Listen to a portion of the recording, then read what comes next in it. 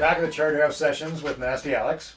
I've seen you guys play a few times. To tell you the truth, the first time I heard about live karaoke, I was thinking, what's this going to be turning out like? And you know what? And I've told each of you when I've seen you, I think it's a fantastic idea. It really goes over well. I saw you last Thursday in Norma Jean's, and you guys, just as a rock band, forget the karaoke part, you guys really smoked that night. And unfortunately I had to leave, but... So you started the band in 2010, right? Yeah. Okay. How did you all meet? Well, Dwyane and I have known each other for most of our lives. We grew up in a small town in Lindsay, Ontario. We met at guitar lessons. Yeah. And it was their dream to have a karaoke. Yeah, it was our dream to grow up one day and start live band karaoke. But no, that's not what happened at all anyway. So Dwyane works at Western at one of the restaurants there, and he had a weekly gig there, acoustic gig. And Western decided to go in a different direction. They asked him, would you be interested in starting a live band karaoke? And Dwyane looked at them and said, you can go yourselves. I thought they were joking. Yeah, he thought it was a joke. And they kept pestering him. And 3 years later, the monster survives. Yeah, Dwyane had contacted me, and these two, as Jason said, having played together so long, they know a lot of material together, and they also know how to play off each other, and, which is an important element in it, right? When you're offering up almost 400 songs, you have to be pretty quick on the uptake. So, and I've been playing in cover bands since I was 15 years old, right? So it's the same thing. I know a lot of covers, and we sat down and said, I think we can do this. And the first time we got together and rehearsed, we had a master list of songs. So we've rehearsed once, by the way. One song? Yeah. Yeah, Really? Yeah. I thought Yeah, it was originally 270 songs is what we started with. It's up to close to 400 now. But I thought we were going to at least get through a verse and a chorus of each one, just to, strum it out a little bit. Okay, got that one. Next. Well, we did start originally, yeah, exactly, looking through the book and going, okay, well, I know this one for sure. We all know Sweet Home Alabama, blah, blah, blah, Yeah. And that's exactly what we brought it down to originally. We figured we start the song, do one verse, one chorus, we're okay. And we're all well-versed enough as musicians that if, throw an ending at these guys, they know an obvious ending when they hear one. And so it was pretty cool. We were all had big smiles on our face that day because we were running through 30 seconds of each song. But it was like, cool, this sounds really good. This could fly. Even with skipping the easy ones, we only got about a third through the list, though. Yeah. We were like, screw it, I'm hungry, let's get out of This here. isn't going to happen. We're not going to get through them all, so let's just do it. And that was our one and only rehearsal ever. There's probably still a few songs in the book that we've never played because at this point it's almost up to 400 songs. But we do have a little bit of help with the laptop if we're stuck. There's little references we can turn to what key the song's in, who starts it, But the rest we have to pull from our imaginations, right? Yeah. So when I go see Dwyane Errington and Jason Drury and Archie Gamble, and I see the laptop and the teleprompter. Thank you. So in the laptop, like Archie just says, you have all the keys for the songs and who starts and the introductions. Because the one thing I've often said this, when I go see you guys, it's like, how the hell do they do this? How do these guys play all these songs? How do they pull them out of their ass? Well, you know what? To be honest with you, too, typically we don't use it. It's more of a safety net than anything. Yeah, it's just there just in case, because there'll be times, it's cyclical, right? People will come up and sing certain songs, and then that song will go away for months, and then it'll come back. So Okay. we'll have played that song a while ago, and then it'll come back up and be like, okay, what keys to sing? Yeah, it allows us to. And we do so many shows sometimes that it's just like you get a brain fart of what what song we're doing, and it's like So the way it works, the laptop just feeds the lyrics. It's just a PowerPoint. I don't know. Most people, it's just like a high school. Yeah, we don't want to give too many of our secrets away. But so you have initially all it's doing is feeding the lyrics, and just like a little footnote for each song. It'll say, okay, this one's in this key, and drummer starts it, or all start, or okay. And then if there's a funky part in the bridge that might screw us up, I'll just say like what the chords are in the bridge, and I can glance at it. I'm like, oh yeah, that's how that one goes. Oh, that's cool. Yeah. That's But I cool. mean, at the same time, if we didn't have, we're all well versed in popular culture and music, and Yep. if you didn't know the stuff, you can't just take somebody and go, okay, well here's the keys, the songs, and now play it. This guy's the riff master, right? I mean, I can never stump him.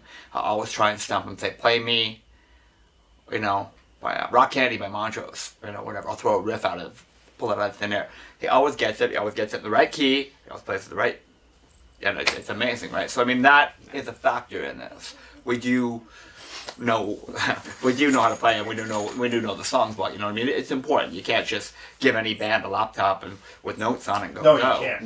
Yeah, no. It's because we're all old and been playing for a long time. That's right. So that's what it comes down to. No, and you're absolutely right, because you can, and listening to you when you play, you can sit at a jam and watch somebody kind of struggle through from beginning to end to get to the end of a song. But they don't know all the nuances, they don't know the breaks, they don't know this, they don't know that. And that's what really gets me about you guys when I see you play. It's like, you know the song. It's not just going from A to B and hoping you survive to the end. Mm-hmm. You know the song. There are times though, Jim, where it is like that. Yeah, that's true. Well, I haven't seen that Yeah. yet, but Yeah, there's a does few happen, rotten yeah. apples in there. Yeah. But they're the less popular songs, luckily for us. And then, I don't know, we always get our way through it anyways. But most of them are strong, some of them, not so much. Well, though, I think that what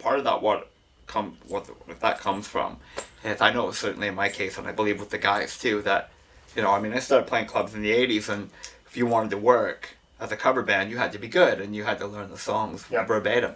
So I developed that skill earlier on, how to learn a song, learning arrangements and learning key licks and fills and stuff in a song. And they're very much the same way. It's like you say, there's a difference between playing the song and then playing it with the, like a reasonable hand-drawn facsimile of the original, with the same feel as the original. That's what we try and do. It's very organic, right? One thing we have to do is if there's all sorts of singers. We get every kind of singer. And some singers are better than others. Some will come in on the offbeat, or they'll come in too early or too late on something, and they're not gonna change the way they're doing it. So we'll change the way we play it to them. Like, we'll just skip a beat and get in line with what they're doing sometimes. Yeah, which we should actually backpedal and state that for people just watching us that have never seen the band. The lyrics are stationary on the monitor. They don't move like they would in there's no bounce. It's not karaoke. gonna bounce Because in along. order for us to do that, we would have to align the lyrics with the click track and everything. And it's just, this is a very organic thing. But if we did align it with the click track and do it that way, where the lyrics appeared in time with the music, then what Dwyane just said couldn't happen. If somebody makes a mistake, you can't play around them because you're locked into how the song's supposed to go. Whereas what we do, it's very organic, as I said, if someone makes a mistake or they're coming in at the wrong time, we can play around them and then kind of steer them back into time. But if I can tell a funny story, the one thing about the lyrics being stationary, there was one gentleman that used to get up and sing with us, and he sang all the lyrics concurrently with no pause. Oh yeah, I remember that. Literally, okay. I remember he did Rebel Yell by Billy Idol. Okay, and I remember that he was singing, and he sang it monotone too, which is even better. It's like, last night a little dancer came dancing to my door, last night a little dancer came dancing to my bed, blah, blah, blah, blah, blah, blah. Come give me a license for love. He was to the third verse by the time the first chorus was supposed to come up in the song. Yeah. Literally. And we just said, you know what, go with it. We're all looking at each other laughing. And Yeah. like, It was a freeform jam. We just riffed along, and what would have been a 4-minute song was like a 1 minute, 10-second song. Yeah. It was really funny.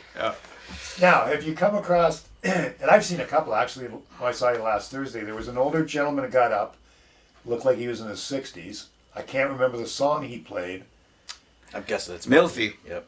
And man, I was like, wow. He's a one of our powerhouse. favorites. Yep. So, do you come across some people who get up and sing, and you go to yourself, they should really be in a band? Yeah. Some are. If you look at Laura G, Yeah. she's playing at Smoking Bones. Yeah. She used to come out and sing with us all the time. That's happened in a few cases where Yeah. where that is pretty much the most fun that we have doing this, is that there'll be times where once or twice a night someone will come up and knock it out of the park and we don't expect it. Yeah, exactly. Yeah, and it's it's usually like- the ones you don't And expect. it's, exactly. Yeah, you never know what you're going to get when they're walking towards the stage. Like, oh, what's this one going to be like? Because that's what we are. Our Nasty Alex isn't the three of us. The audience is the show. That's right. Yeah. That's so. For us, that's the fun part, when someone comes up and really nails it, and the three of us are like, "Wow, you should." You can get a little tingle. Going, Yeah. oh, wow, that was, Yeah. what was that? What was that all about? I know I've seen a couple at different shows, like whether it be at Fitzray's or at Norma's. I know you do the one at the Spoke on Monday nights. But you'll hear the odd person and you'll go, wow. And you kind of wondering, are they really in a band? Are they just doing this for fun? Are they just one of those natural talents?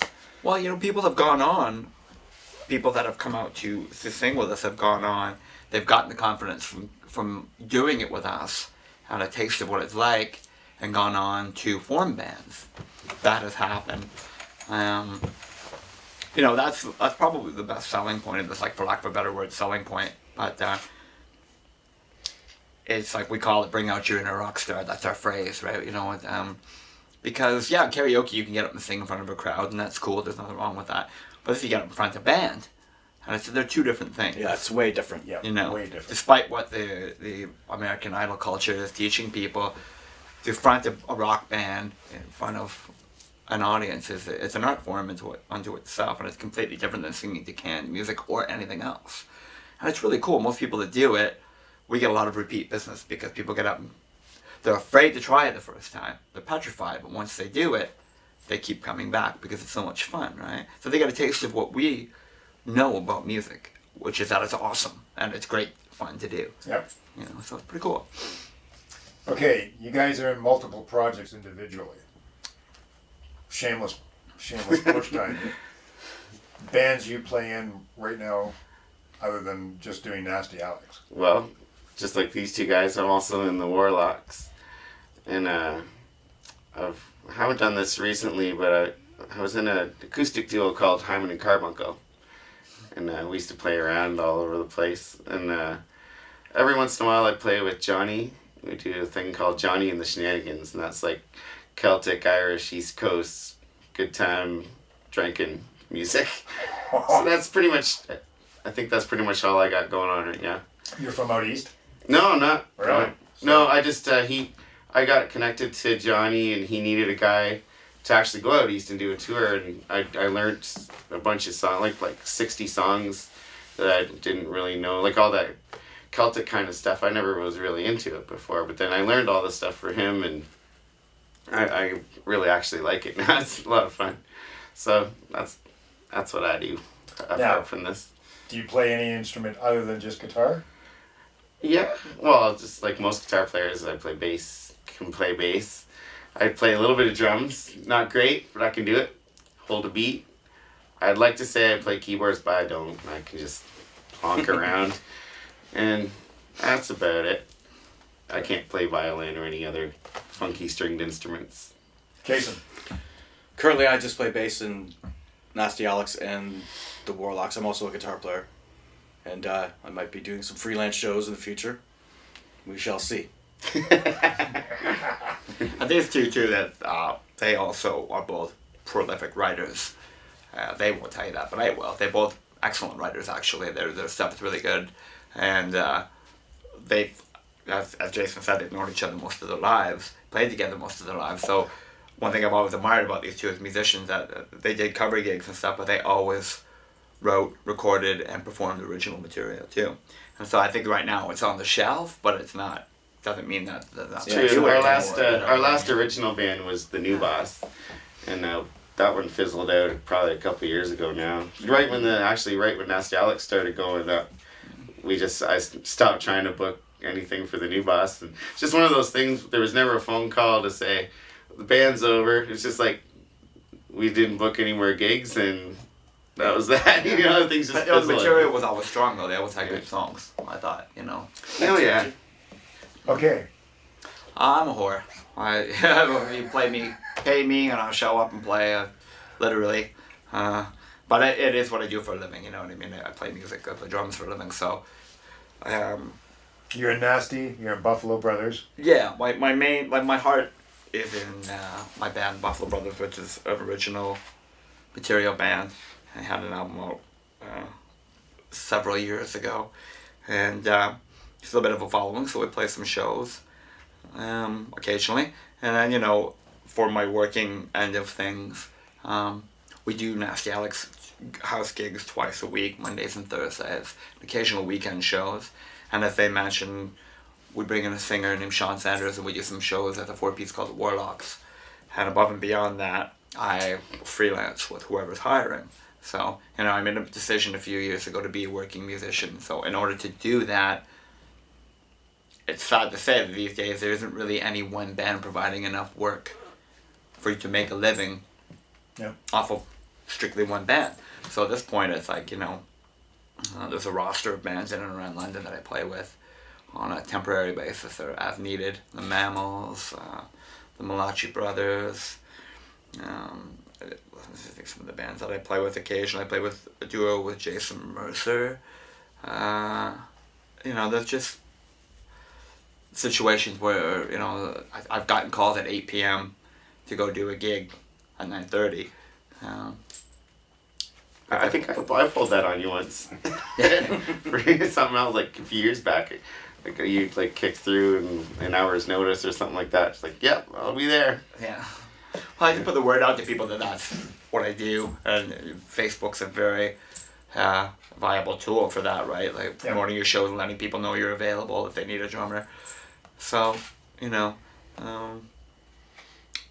that's what I do. It is a freelancing with. And literally, I played everything from Carnival Midways to bar mitzvahs to bowling alleys and all the way up to big open air festivals for 30,000 people, right? It's a privilege to make a living as a musician. So if there's a gig and I can get paid to play music, I consider myself lucky. It doesn't matter what it is.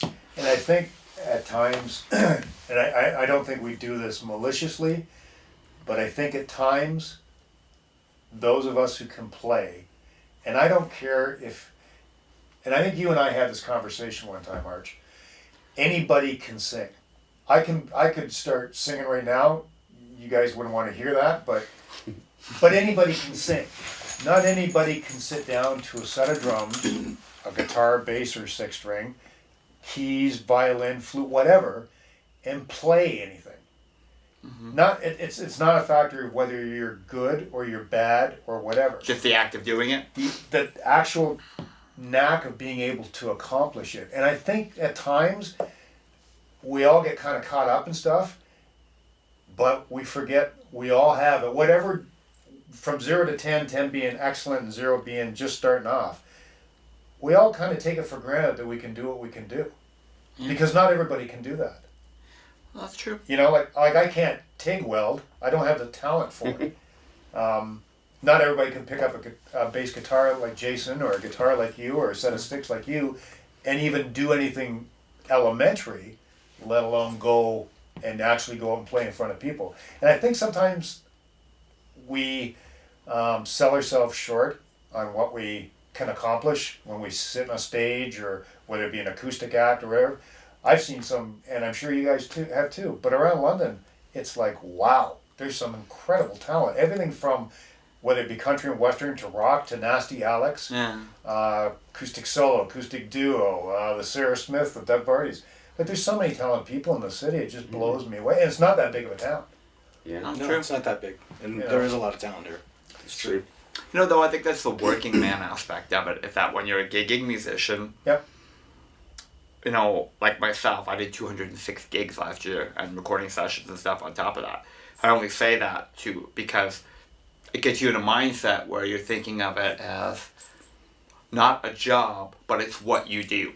Mm-hmm. So you don't necessarily think, like you're saying, after a while you just forget that it's a really cool privilege and thing to be able to play music and get paid for it.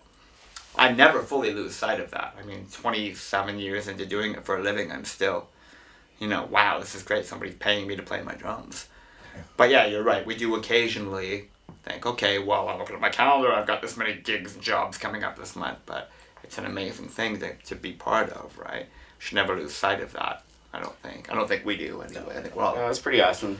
Yeah, it is. The 12-year-old kid in me still going, wow, I get paid for doing that. Yeah, exactly. Yeah. To engage the public, and we've all done it. We've all been there where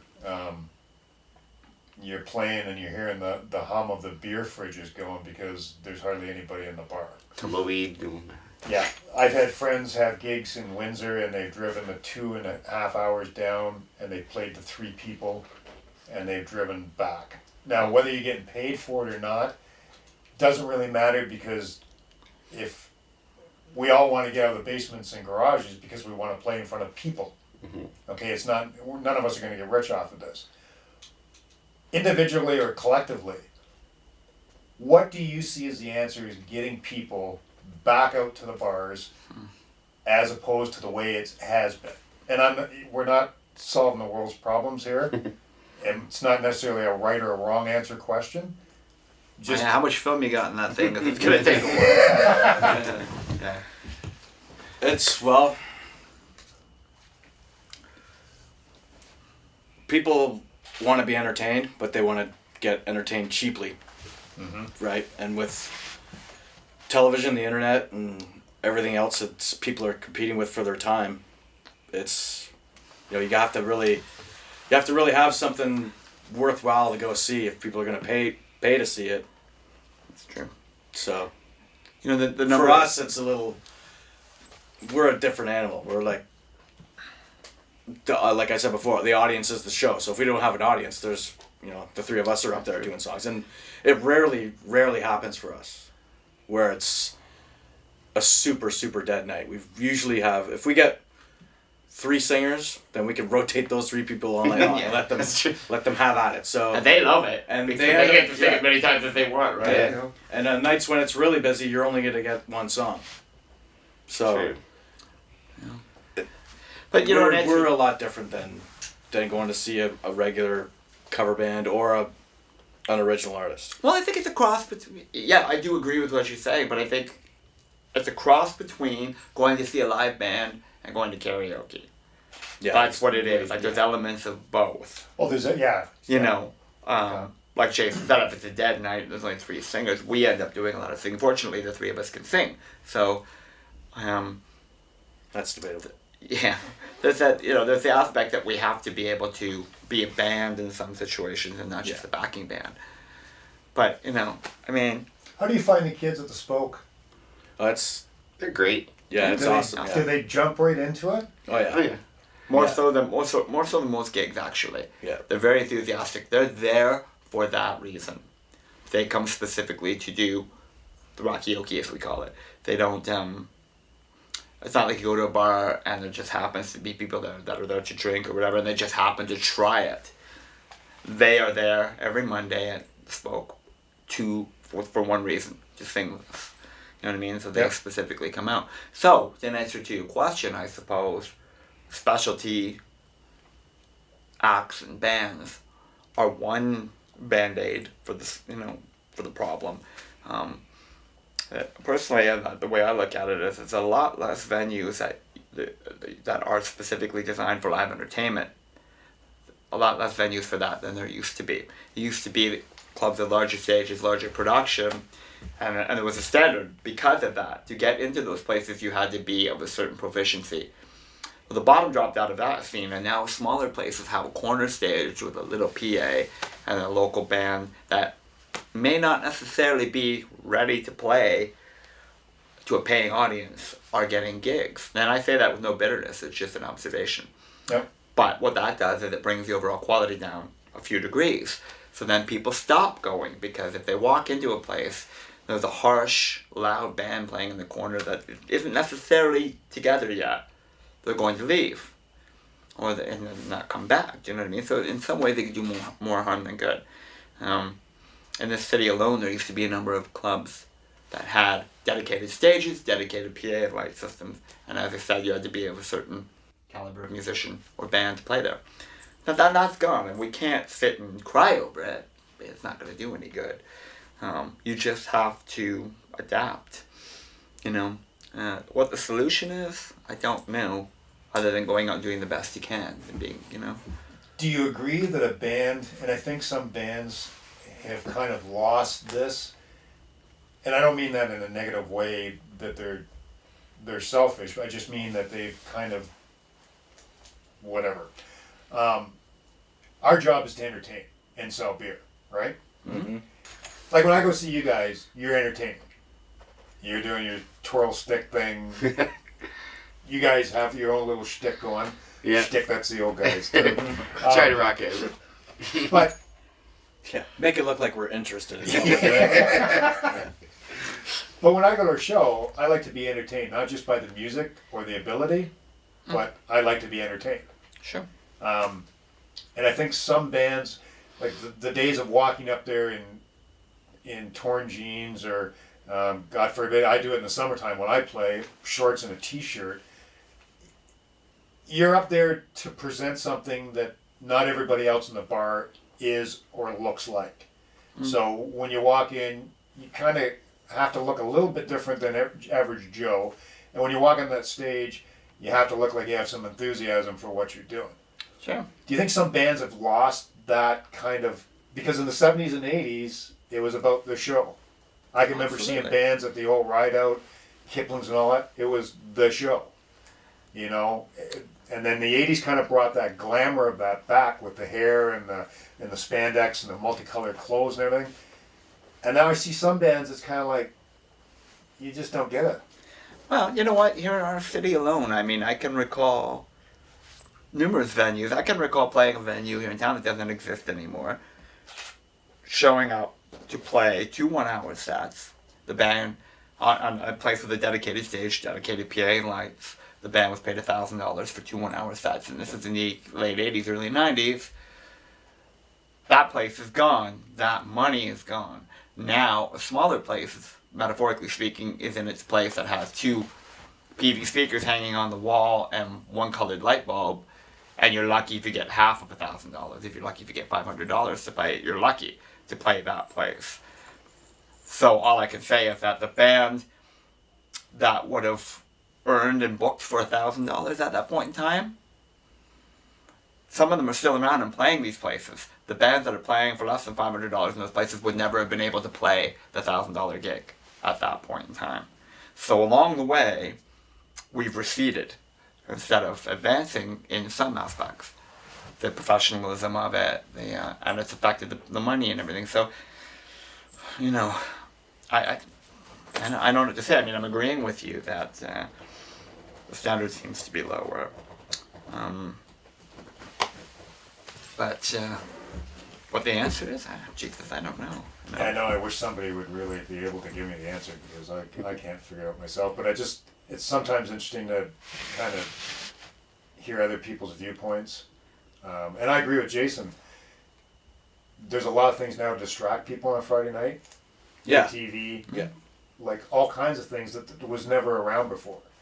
So that might be part of the problem. But I really do think that when people do something special like the Nasty Alex theme, it's different than the average status quo. Absolutely. It's like, wow, let's go see this, and it's something you can participate in. That's probably why we've had the amount of success that we've had doing this. It started out a little, year 1, we only had the one, we played Tuesday nights at the Spoke, and then Archie was like, this thing's going to fly. So we got some other gigs, and now it's gotten to a point where it was monstrous for a while. Yeah, at one point we had house gigs Sunday, Tuesday, Wednesday, Thursday of every Really? week. Yeah. Wow. Every night, every weeknight except for Friday and Monday. And the only reason we didn't have a Monday was because I was playing elsewhere on Monday. I had a commitment. So, I mean, at that point in time, after 6 months of that, we were all burning out a little bit. Yeah, It's, so we all decided much. to go. And it was, and also, to truth be told, it was watering our market down too. There was overexposure. We were too readily available. And people were not coming out as often because they said, I'll just go see them tomorrow night.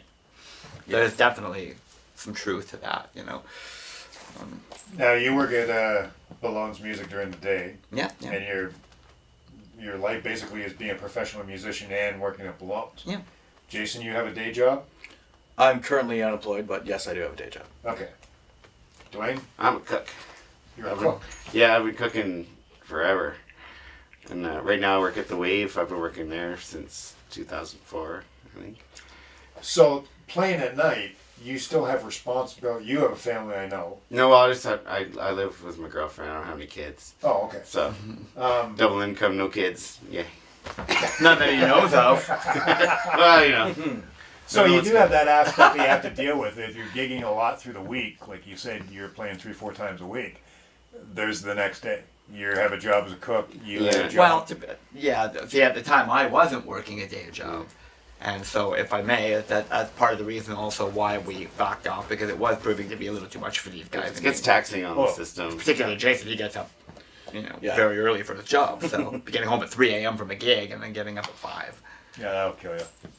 So, Yeah. Okay, funniest stage story. Oh man. funniest. I'll Stage tell the. story. I'll tell the. Yeah, go ahead. I'll tell the. There's a song 99 Red Balloons by Nina. I think she's a German singer. So, year one at the Spoke. I'm standing on the stage. I look down at the TV monitor, and the lyrics for 99 Red Balloons come up, but they're in German. Mm. So these five guys come up, because we have groups of singers. It's not just one person come up and sing. We'll allow lots of people to come up and sing. So these 5 guys come up, and I'm standing behind them. I'm looking at them, and I go, "Oh, you guys are doing 99 Red Balloons in German." And the one guy turns around and goes, "We are German." And the 5 of them sang it in German. Awesome. Like, it was unbelievably funny. Brought the house down. It was hilarious. Yeah. Yeah, that was pretty cool.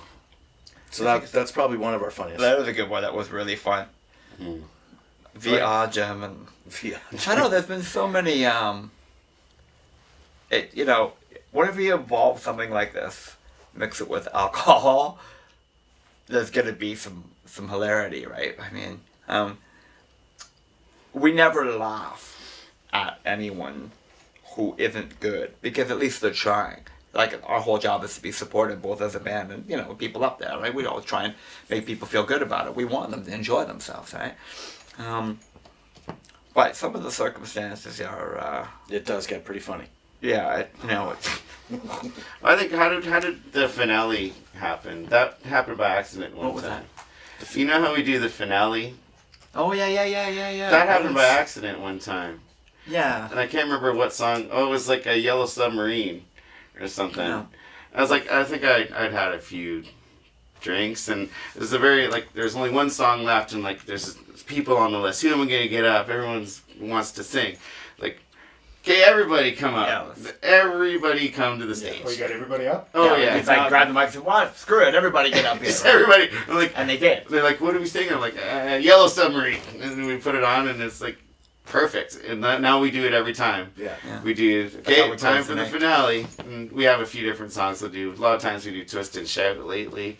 Yeah. It's always a song that everyone knows, and it's a lot of fun. So that I don't know if that's funny, but it was a fun story for me. It is, and the club owners like it, because I've had more than one club owner say to me, "I really liked how you guys got everybody on stage at the end of the night, because it's Nobody else. something people talk about, right?" Yeah.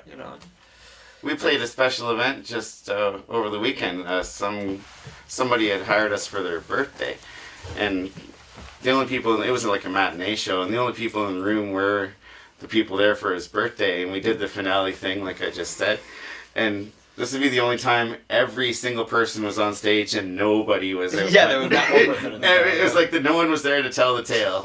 Everyone was there singing. True. It's funny. We've had people fall down. We've had people. I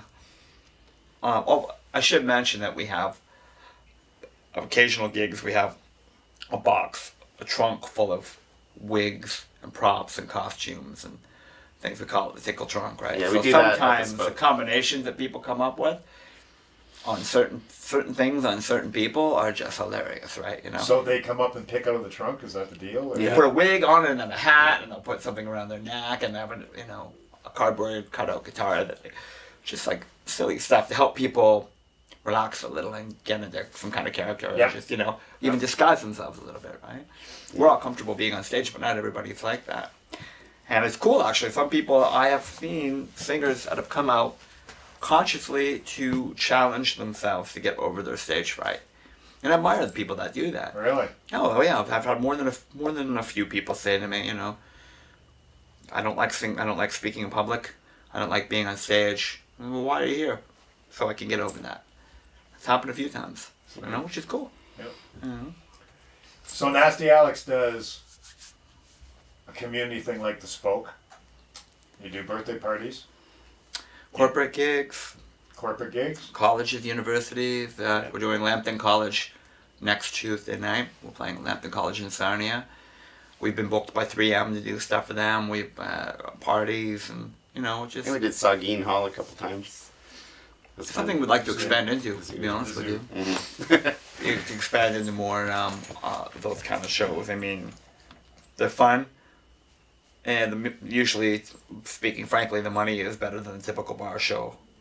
But I think that there's a place for it too, because if you have some kind of corporate gathering and somebody wants to loosen up their employees and let them have a good time, it's the kind of thing they can do individually but together. Yep. So it tends to work. One interesting show was the cancer relay show, and it was very mixed emotion, obviously, because it's of the nature of the event. So what happened was, how those work. You have groups, right? Groups who are doing the relay, and so it was like kind of pre-decided. This group's going to get up, and then this group's going to get up. That's right. So they would get up and they would tell their story about their loved one and everything, and it was like, for a moment, it would be very somber. Like, it's a cancer relay, right? Yep. And they're running for someone who they've lost or who's sick. And so they would be telling their stories, and everyone's just sort of somber. And then whoever's leading the speech would say, "Okay, let's rock." And then we play a song. It's like, oh, okay, am I sad? Am I happy? What's going on here? Well, it's awesome anyway. Roller coaster. Oh, it's very emotional for sure, yeah. But you could see how much it meant to those people. Yeah, it was great. Which was, it totally worked. Beautiful, right? It was awesome. Yeah, it totally worked. But yeah, it was funny. Like he said, not funny, but, The situation, when you look at it. Yep. You see people would be bawling, telling the story about their mother, their father, their grandparent, their sibling, their lover, their husband, wife, whatever, how they had lost them to cancer and what the song meant perhaps to them. And we would just be just like, oh my God. Your heart is breaking, right? And like Jason said, 1, 2, 3, play. But I think that night that we did that show, there were probably more meaningful performances to us as a band per capita than any show we've ever done, because you really get caught up in it. Because people are people, who can't relate to something like that. We've all lost someone to cancer, and it sucks. So ultimately it was a good thing. It was very emotional, but I was really, really proud to be part of it. They were great people. They treated us great. Yeah, good. Really, really nice. Upcoming projects for Nasty Alex? Anything out of the ordinary besides our weeklies? And let's recap that so people know exactly where to catch you. Every Monday night at the Spoke at the University of Western Ontario, Western University now. Yeah. And every Thursday night at Norma Jean's. Yeah, we do book the odd weekend date here and there, but I don't know them off the top of my head. Yeah, but you can go to Allstage to find out when. Oh, Yeah! We are actually, I do know one off the top of my head. We are doing Friday, April 12th at the Doghouse on Wilkins off of Wellington Road in London. And we do play there probably every 6 weeks. Yeah, you play We there just started in this rotation. Yeah. It's been going well. It's been getting better every time. So that's something that we'll look out for too. And if you ever see the band The Warlocks playing around, it's the three of us with our singer Sean. We'll put a little plug in there for that. It's a good band. So yeah, we'll just try to keep busy and bring the karaoke to the masses. Well, I want to thank you guys for taking time out of your busy lives to come in here and do this with everybody. You got a great project going on here. This live band karaoke is a really cool idea. Thank you, Jim. Thank you for the support. Thank you. And it is, it's something that is different from everything else that's going on. And I really hope people come to Spoke, come to the Doghouse, come to Norma Jean's or whatever, because when I sit back in the crowd watching it, it's nothing but just good fun. Yeah. You know, it's not about anything else other than good fun. It's a good old time. So people should come out and have a listen to you guys and get involved with the Nasty Alex theme, because it's just a hell of a good time. Thanks guys for coming in. Thanks, Jim.